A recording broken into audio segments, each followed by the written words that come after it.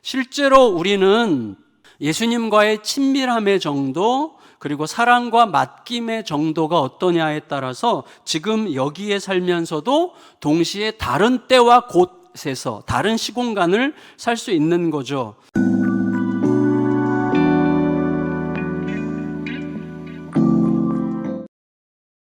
우리가 알듯이 사람들의 때가 있고 예수님의 때가 따로 있는 거예요. 영원으로부터 오신 분에게 어떤 시대, 나이, 과거, 현재, 미래의 구분이라고 하는 것은 무의미하죠. 예수님은 지금 여기서도 영원 안에 계시는 중이죠. 그리고 오직 십자가의 죽음의 때를 중심으로 움직이셨단 말이죠. 그러니까 그때가 차기까지는 결코 죽지 않으실 것을 아셨고, 그때가 되면 천하가 말린다고 해도 반드시 죽을 것을 아셨죠. 예수님께서는 유대인이 알지 못하는 곳으로 가실 거예요. 그들에게는 예수님을 믿을 기회가 무척 많았지만 선입견과 고집 때문에 생명의 떡, 생명의 물, 생명의 빛을 눈앞에서 거절했어요. 카이스트의 산업공학과 교수님 중에 윤환철 교수님이라는 분이 이런 얘기를 했더라고요. 하인드사이트로는 아무것도 해낼 수 없다, 이런 말을 했는데, 하인드사이트라는 게 뭐냐면 어떤 일이 터진 후에 이렇게 얘기해. 왜 그랬어? 야, 나라면 안 그랬겠다, 이런 식으로 생각하는 게 이제 하인드사이트인데, 사실 그거는 설명이나 비난이지 이해는 아니에요.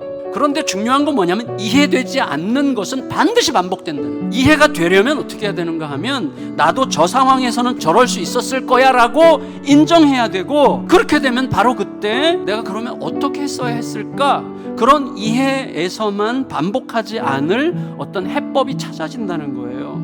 이게 바로 우리가 종종 모든 상황에서 하나님의 뜻을 찾는다는 그런 의미예요.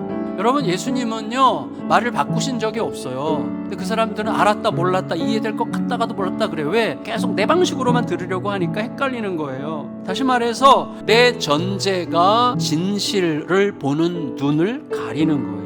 내가 속으로 옳다고 생각하는 게 너무나 확고하면 예수님과 절대로 같은 곳 같은 때에 있을 수가 없어요. 믿음으로만 같은 때와 곳에 있을 수 있는 것이죠. 결국 예수님은 이 땅의 참혹한 시공간 한가운데서도 동시에 아버지의 때와 곳에 함께하고 계신다는 것을 확신하셨던 거죠. 우리가 어떤 특정한 상황에 딱 들어가야 막 자존심 상하고 기분 나쁘고 불만스럽고 원망스럽고 막 화가 나고 이해가 안 가는 상황에 싹 들어가요. 그렇게 솟구쳐 올라오는 그 무수히 많은 말들을 진정시키고 말씀이 들린 그대로 내 심령을 채워서 겁없이 선뜻 그 말씀에 나를 맡겨드리는 것, 그게 믿음입니다.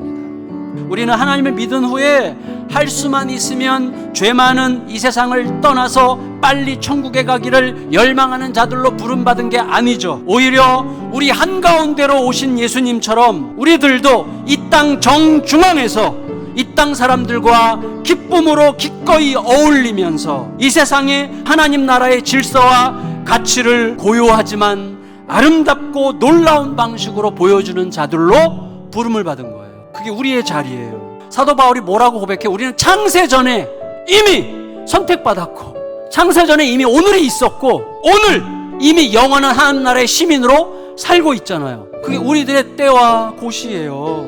슬프면 충분히 슬퍼하고, 싸울 때는 악을 쓰면서 싸우고, 예배 드릴 때는 전심으로 예배를 드리는 거예요. 다시 말하면 내가 스스로 철들려고 하지 않는 거예요. 그래서 여러분, 예수님을 보세요. 예수님은 나사로가 조금 후에 살아날 걸 아셨지만 나사로의 무덤 앞에서 우셨어요. 나사로가 살아난 다음에는 이 인간이 또 죽을 걸 아셨지만 그 집 잔치에 기쁨으로 참여하시죠. 성만찬 때는 어떻습니까? 내일 십자가에 달려 처참하게 돌아가실 걸 뻔히 알면서도 제자들과 함께 찬미하며 감람산으로 나아가니라. 지금 여기에서 예수님의 때와 예수님의 곳을 사는, 소위 영원을 사는 자로 오늘을 살면서 주님께서 우리를 통해 세상을, 나를, 우리 가정을 어떻게 바꾸어 가려고 하시는지를 생생하게 누리면서 동행하는 저와 여러분들 다 되시기를 예수님의 이름으로 축원합니다. 아멘.